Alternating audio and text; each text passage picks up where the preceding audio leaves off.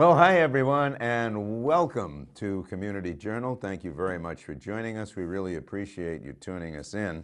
And, here we are almost to the end of I February. can't believe March is literally next week. Yeah, it's around the corner, and we still Wow. really haven't had significant snow around here. So let's hope it stays that way. I mean, we were supposed to get a few inches, but the temperature went up overnight. I'm talking now this past evening. And this morning, there was just a little bit of slush around, and it all melted. So, What did we get, about a half inch? we got a half, Yeah. exactly, a half Yeah. inch of snow, about 4/10 inch of water. So, at least we're getting the water, which we always can use, which is good. It is. So hopefully it'll continue. And we're going to start off today with a couple of announcements just to let you know. There's one program that's going on. It's called the Community Development Partnership. And this is a housing rehabilitation program. Do you need repairs to your home? They can help you. The Community Development Partnership has opportunities available to fund housing rehabilitation in Harwich. Funds up to $40,000 are available to eligible residents to pay for critical home repairs like roofing and siding, electrical, plumbing, etc. The CPD staff works with homeowners through every step of the process, from planning to the work of completion. Program contractors are licensed and insured, which is very important. Funding is limited and available on a first-come, first-served basis. You can find out more. There is going to be an info session on March 20th at 1 p.m. That's the Harwich Council on Aging info session, March 20th at 1 p.m. So that might be something if your house is in need of repair and if you are eligible for help, this might be a good session for you to attend. Wow, that's wonderful. Yeah, it really is. That is wonderful. And, they really want to, Terry Barron is the Director of Housing Rehabilitation, and he's also available to answer questions. You can reach her at 508-240-7873, 508-240-7873, extension 14. So, that's a great program. Yes, and much needed, down Absolutely. here. It's much needed. Now, you've talked about this before, and we cannot stress this next one enough. You're right. You're right. Cape Cod Healthcare is presenting a blood drive. And their motto is, what's donated here stays here, which is very important. It's going to be held on Wednesday, February 27th, which is coming up next week, and it's 11 in the morning to 5 p.m. right here at the Harwich Community Center. And if you're able to donate, you will get a complimentary movie pass. It's a new way to give back through the Cape Cod Healthcare Bloodmobile. So if you're interested, please call 508-86-BLOOD or 508-862-5663. Every pint of blood donated to them stays on Cape Cod to serve our community and save the lives of our family, friends, and neighbors. So that's really important. It sure is, and especially with the the vacations. Vacation week is this week. There'll be another one in April. There's spring breaks in March, and of course, then we have our visitors coming in the summer. Yeah, no, through the shoulder season. So it's really important, and we hope that if you can give, that you do give. It really is important. Well, our first spot today is an interesting one. It's called Girl Power. Dinah sat down with Sheila House to bring us up to date and what it's all about. Let's take a look.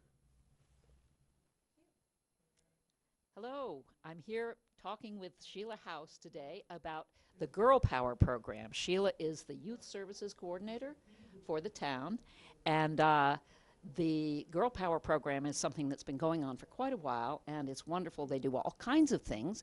One of the things they're doing today is pickleball with Evelyn Toby, who is from the pickleball group, and she is going to be teaching the girls some pickleball skills, or at least introducing them to the game. Yes, a lot of them. Yes, and so the Girl Power program, it's an intergenerational mentoring program pairing senior women with little girls, and we've done it at different ages too. 7th grade we did one year, but we tend to be sticking with 3rd grade right now. It just works organically a lot better. And what they do is that they typically come in after school and they're full of energy, so they do a physical activity like pickleball. And then we do, today we're doing crafts, but we had somebody from the Department of Health come in to talk to them about sugar and sort of its effect on the body and illustrate like how much sugar is in a soft drink, you know, that kind of thing, because they just don't know. Did you happen to choose Valentine's Day as the perfect day to be talking about sugar? Today we're not talking about sugar, but they sure are enjoying all the candy that they had at school today, I think. So, you know, but it's last week we had Allie Crockett and Karen Pierce Small come and do self-defense with them. So that teaches them skills of focusing and self-confidence, and it was great to watch them because when they first started doing it, they were sort of hitting the bag that they had, sort of going, no, like that. And then by the end, they were, you know, totally enthusiastically into it and, you know, feeling like powerful young girls. Which is what it's all about, right? Girl power. Good. So we're hoping that the pickleball will be a fun thing for them and that maybe some of them will continue to do it at some point. I know that they are teaching that at the high school as well. Are they? The high school level. Yes, I have seen some groups from the high school playing. So it's sweeping the nation. It's And very popular.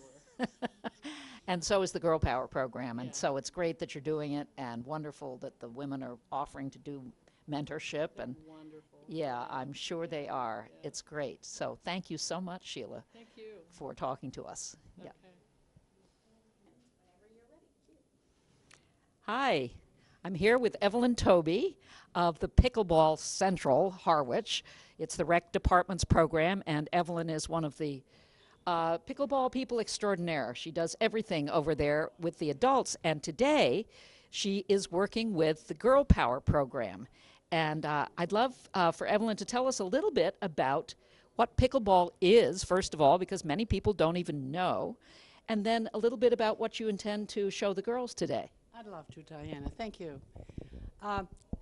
Diana, pickleball is a game that was started way out on the West Coast, I don't know how many years ago, by a family that wanted to play games with their grandchildren and their grandparents and their aunts and their uncles and everybody.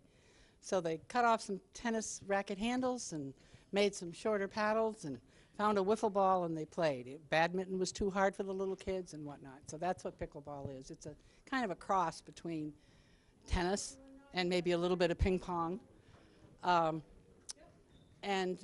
table tennis. The kids today are just going to be able to, I hope, watch the ball and hit it over the net. At this age, it's sometimes tough that eye-hand coordination is important, and when they watch the ball and hit it over, that's good. They're also just coming out of school, so their energy is all pent up, and I need to help get that out of them to help them before they get home. So you're going to release a little bit of energy with them. So. Good, and for yourself as well. Absolutely. Did you play pickleball today yourself to warm up for this? I played pickleball this morning. I did. I played pickleball this morning, and we play every day, Monday through Friday, over at the old middle school in the gymnasium. We also play Monday nights and Friday nights. Anybody interested in becoming part of our program, see the rec department. That will help. Okay, well, thank you so much, You're Evelyn. welcome, It's Donna. great that Thank you could, for having me here. yeah, it's great you could do this today, and I'm sure the girls will have a wonderful time. I hope so. Okay, thanks.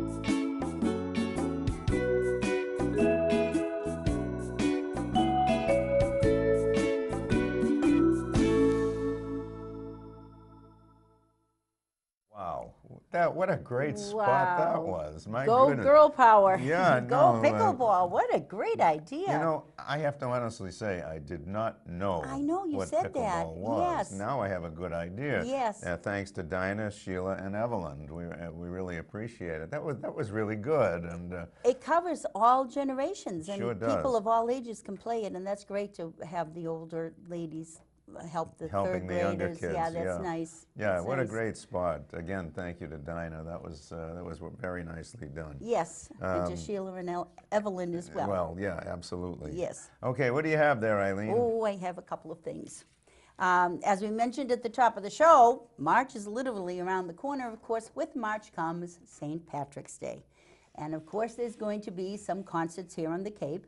And the Celtic Crossroads concert is going to be held on Saturday, March 9th at 2:30 and 7:30. So they have two shows at the South Harwich Meeting House. And it is beautifully done. It has been done over, and it's just a lovely venue.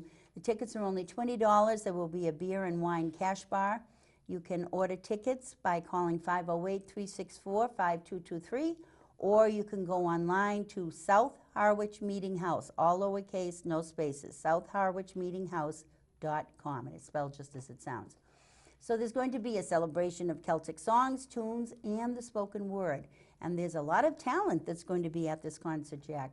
There's going to be Dennis Cunningham, and I hope I pronounced this correctly, Shanachi, I think. Yeah, I think that's right. The Vox Hunters, Max Cohen, Rose Clancy, John Alden, Sarah Ford Marchio, Jonathan Ford, Bailey Ford, and Thomas Marchio. So there's a lot of names that I music. recognize, and a lot of Yeah, music. that's Yes, for sure. yes. Yeah, really, very good. And you have something that's about entertainment as well, I Jack. certainly do. The Cape Cod Theater Company, the home of the Harwich Junior Theater, they are putting on a great play, and it's called Freaky Friday. This is a new musical based on the novel by Mary Rogers and the book by Bridget Carpenter, music and lyrics by Tom Kitt and Brian Yorkie, and it's directed by Matthew Kohler. The musical direction is by Robert Wilder and the choreography by Suzette Hutchinson. This is going to be going from February 15th, which of course has already passed, but it's going through March 17th.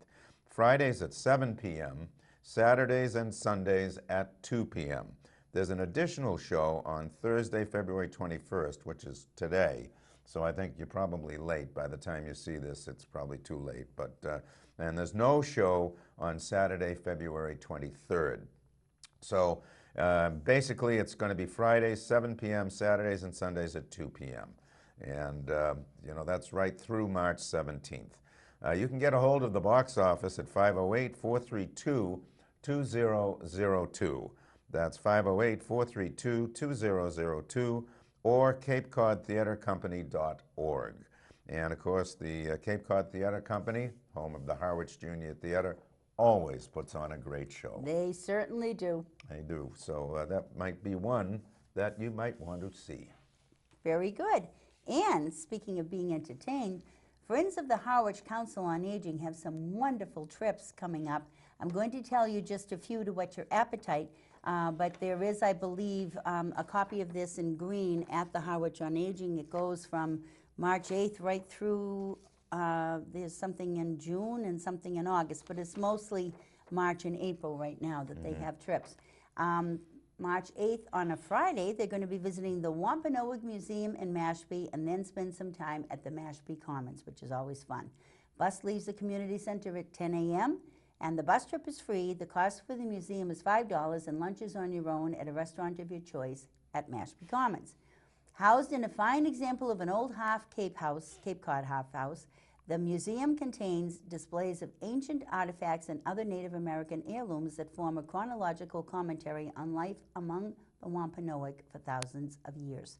Displays include a variety of tools, baskets, hunting and fishing implements, weapons, and domestic utensils.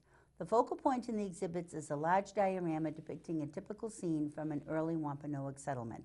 Choices for lunch at Mashpee Commons range from Starbucks and Panera to Burrito Bistro, Estia, and Bobby Burns to fine dining at Blur and Sienna, and many others in between. So that's something to think about. Also, there's going to be something coming up on March 15th, which is a Friday. They're going to go to Plymouth again to visit the Pilgrim Hall Museum. And the main exhibit there is the Wampanoag World Patuxet to Plymouth. And then they're going to go to Wood Seafood, which I hear is very good for Oh, yeah. lunch.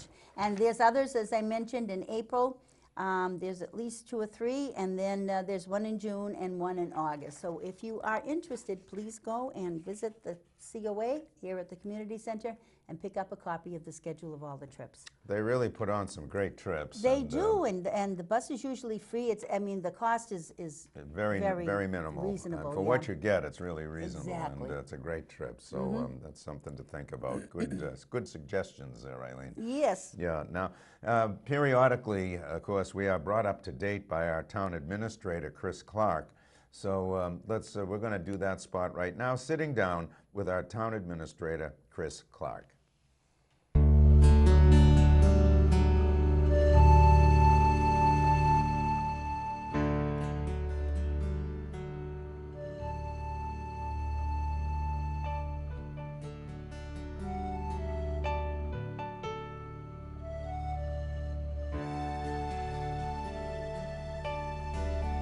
Hi, this is Christopher Clark, Town Administrator for the Town of Harwich.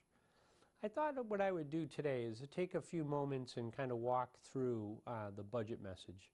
I realize that when we do the budget message, which is really the administrative plan to lay out for the town to have a balanced budget for, in this case, fiscal year 2020, that it would maybe take a few moments just to kind of walk through the materials that are available to you. I do have, just by way of kind of the slideshow here, or not the slideshow, but the presentation, we have 2 documents that are online.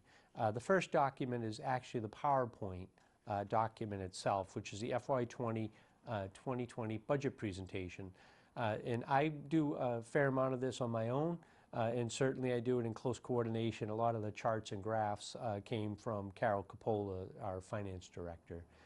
But there's a lot of good information in there. I think the summary material, if you want to read the summary material, you can find it on our website under, I believe, the administrative column or the front page, and it's the presentation to get an overview. For more detail, it's over 40 pages. I apologize, it just keeps getting a little bit longer each year, but the complexity of government sometimes has a necessity to have it be a little bit longer. So we have the text version, and I do have intermixed in the text version some charts and graphs to kind of show people. One of the reasons why I try to do charts and graphs is that a fair amount of people obviously can read the material and absorb it, but a lot of people are visual learners, or probably the majority of people from some of the material I've looked at are visual learners. So I think having the charts to show does offer to people a little bit better of a visual relevant to trying to make the observations for folks. So just a couple things that I want to touch upon, and I do realize that it's a fair amount of material, but our budget now is up to $70 million, is the proposed budget for this year coming up. So $70 million is a lot of money, and I believe that the residents of the community deserve a comprehensive overview per the charter of what we're trying to accomplish in this budget. So just by overview, I'm not going to read the 40-something pages, that would be way too long, but just wanted to talk about a couple of concepts, if you would, that are included in the budget. One thing that we have going, really, that we're in the throes of, really in the time that I've been here, is there's a lot of capital projects that have been underway. We have the Monomoy Regional High School that just has been finished during the last 5 years, and we're now repaying that. Cape Tech, just to stay on the school front for a moment, is also well underway. That actually, though, they just borrowed the money for that fairly recently, so we get a better sense for the debt picture on that component. And then we have wastewater is probably all told so far. We've approved over $30 million worth of borrowing for wastewater. On that, very good news. Some of our projections, we had used a 2% for some of the borrowing. We're at 0%. So in a lot of cases, we try to present a worst case scenario. So when the news gets better, the information gets better. So that's the approach that we've taken. And then the harbor project at Saquotucket, the water side and land side. On the water side, we have been able to live up to having that be funded primarily from receipts from water. So where money comes from water in terms of receipts, we're having it pay for that project. The land side, we don't have as much revenue that we get from the land side, but we are looking at trying to match up some of that.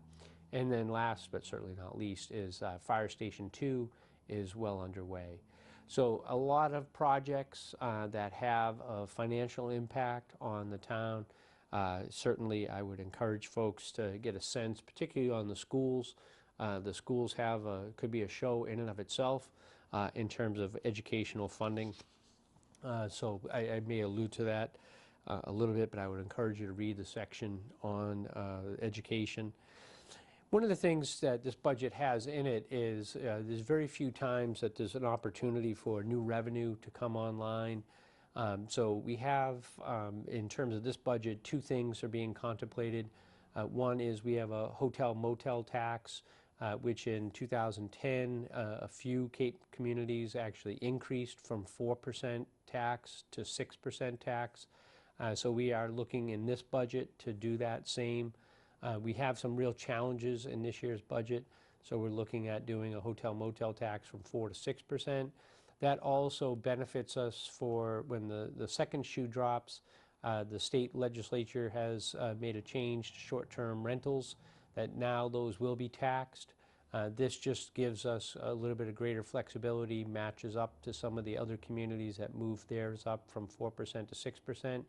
So this budget contemplates for FY 2020 doing 4%, 6% on existing hotel motel, and then the revenue that would come in if we go from 4 to 6% would be then increased as well, automatically 4% for the short-term rentals, the home rentals, if you would, vacation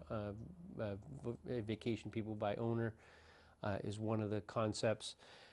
Part of the reason for doing the increase is that we have had a significant issue in the town in which we had, prior to my arrival, there was 4 or 5 years of 0%.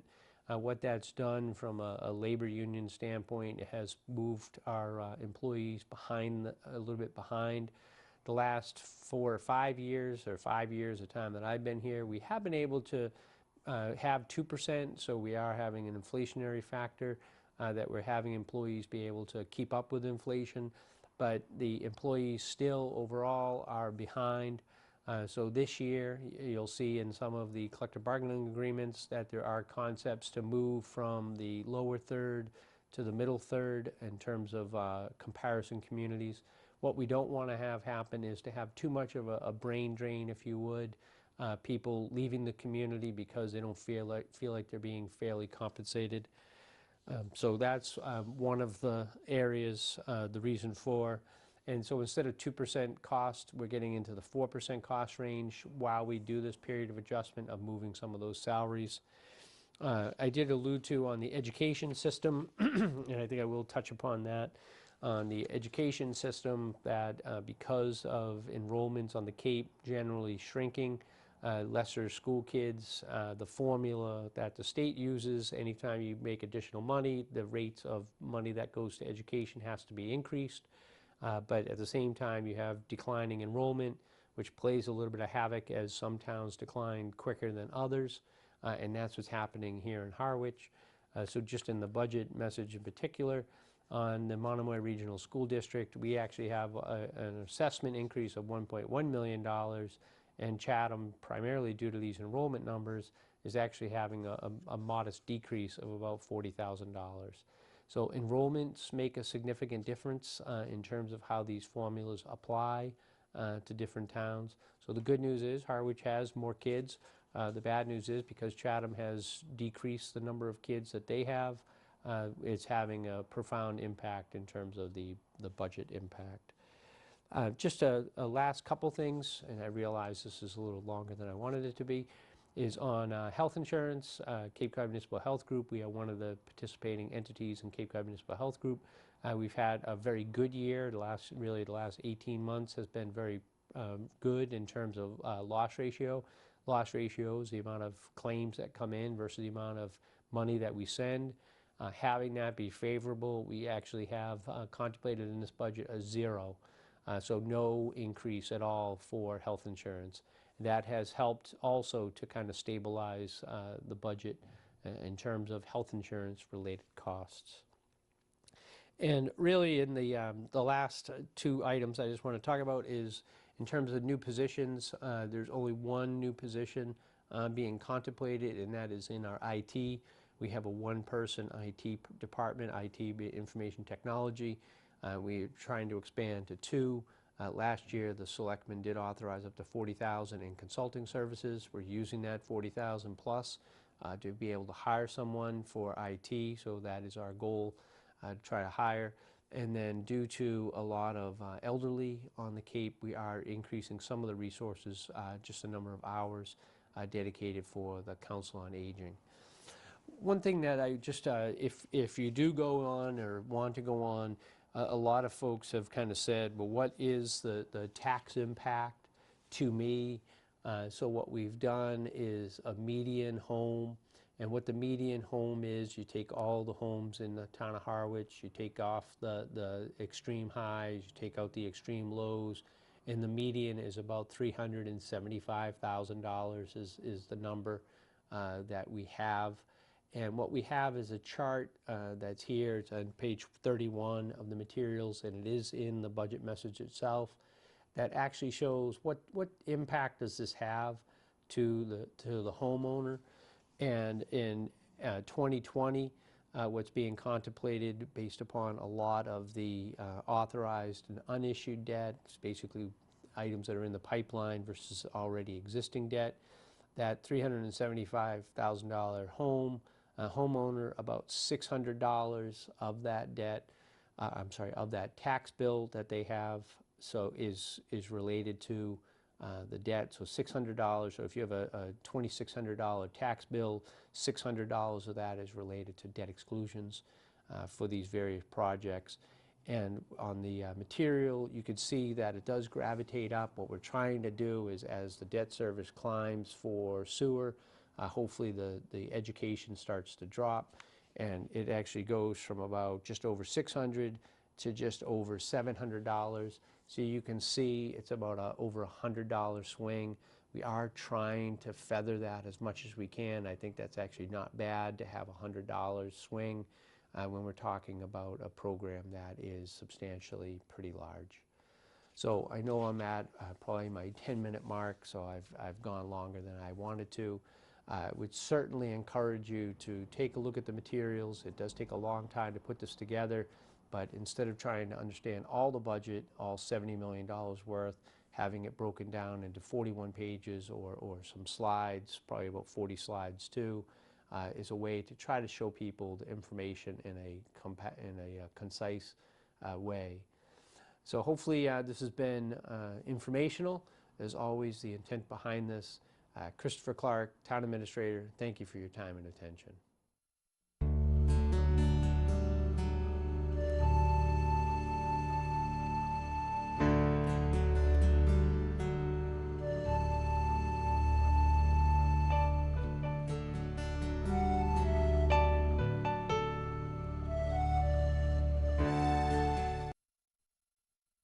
Well, we really appreciate Chris Clark giving us a comprehensive update, and it's Lots of information. yeah, there is Thank an you, awful Chris. lot of information, and thank you, Chris, for taking time to do that.